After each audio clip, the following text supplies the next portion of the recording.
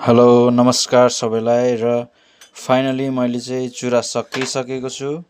र यो 4 पिस चुरा चाहिँ मैले बुट्टा हानिसकेको छु र तपाईहरुलाई देखाइरहेको छु र तपाईले हेर्न सक्नुहुनेछ अति नै सुन्दर अनि एकदमै फिनिशिङ बनेको छ यो चुरा चाहिँ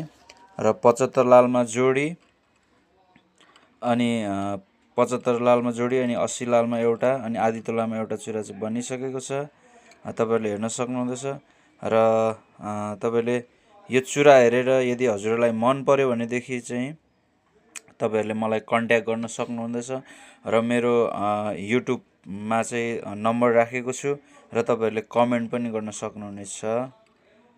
र हेर्नुहोस् एकदमै सुन्दर छ एकदमै फिनिशिङ बनेको छ यो चुरा चाहिँ 24 क्यारेटमा बनेको छ